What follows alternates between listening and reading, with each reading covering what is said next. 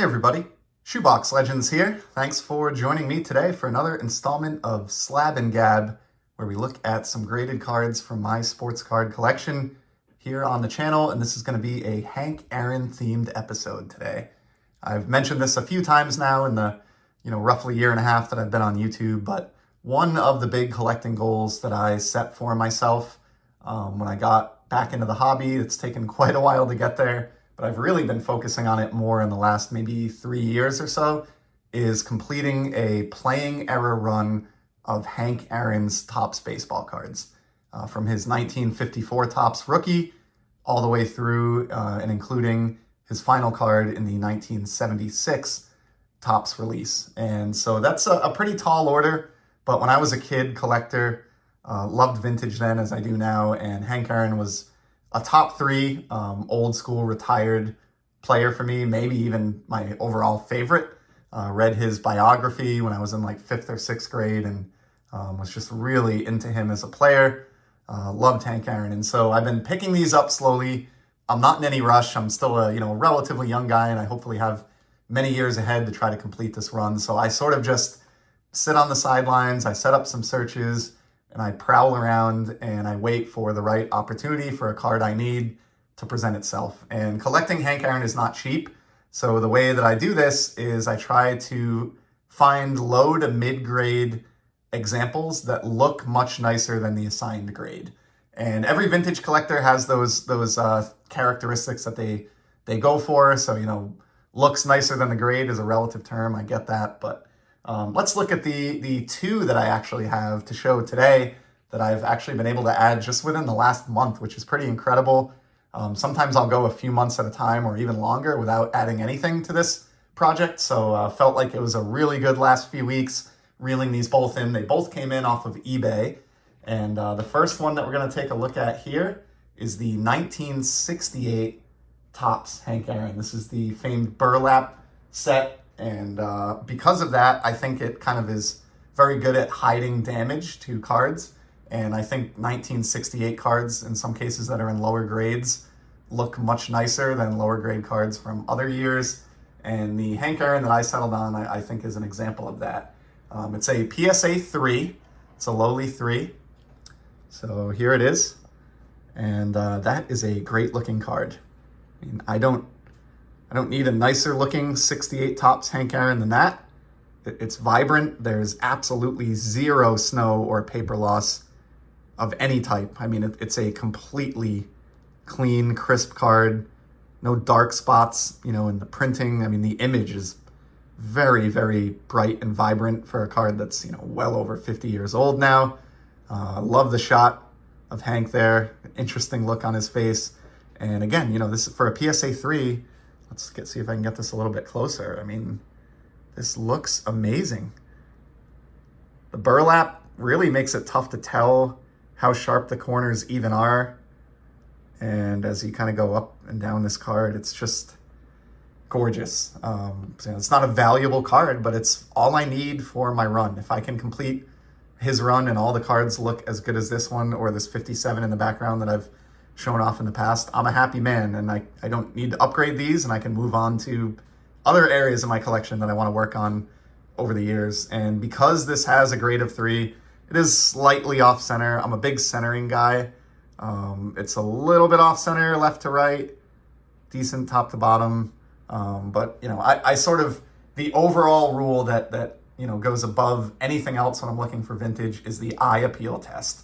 When I hold this card a foot away from my face, like I'm doing here, and look at it, how does it look? And if I can be fooled into thinking that, it's only gently used, or maybe even looks like it just fell out of a pack practically, then that's good enough for me. I don't care if the number on the top of the flip is a 3 or a 6 or a 9. And my friend Adam over at Vintage Sanctuary, he's had a funny take recently where he's joked about a card grading multiplier service. And I think this one here would definitely qualify for a ×3 sticker from Adam's service, which would make this a PSA Mint 9 in actuality. So awesome card there. And the best part about that, because of the grade of 3, was able to pick that up for my run for under $100. So, getting a playing era graded Hank Aaron that looks that nice shipped to my door for less than $100, and putting a check in a box for that run at that price point, it's not easy to do. And so scooped that one up as soon as I ran across it with very minimal research. And this next one went up at auction. That 68 was a buy it now. This next one was an auction. So I watched it, did my research. It's again graded a PSA 3, same grade as the 68 on the left, but it's from a couple years earlier in the run. It is the 66 Topps, Hank Aaron, of course. And this one's pretty sneaky tough to find for a couple reasons. Number one, it's a relatively high number card at number 500. Comes in a later series of the 66 Topps release, so it's slightly tougher to find based on that. But for me, what really held me up with this card for a long time was centering. So I mentioned earlier in the video that we all as collectors have our preferences when it comes to vintage. The more time you spend picking up vintage cards for your collection, you realize that when you get into certain cards, most of us anyway, have to make sacrifices. You can't afford, or maybe they don't even exist, PSA 10s of these cards. So you have to determine what characteristics in a card matter most to you.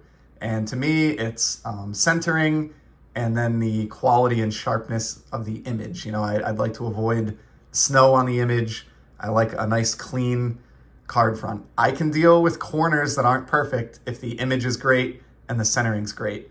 And the centering is what killed me on this 66 Topps card. I've had a saved search for this card for so long now, and I swear I would probably guess that 95 to 98% of these things are like wildly off center. And when this one came up at auction at a starting price of about $75 for this PSA 3, I knew I wanted to try to make a run at it because the centering is much, much better than what you see on most of these cards. I don't find this to be his most aesthetically pleasing card by any means.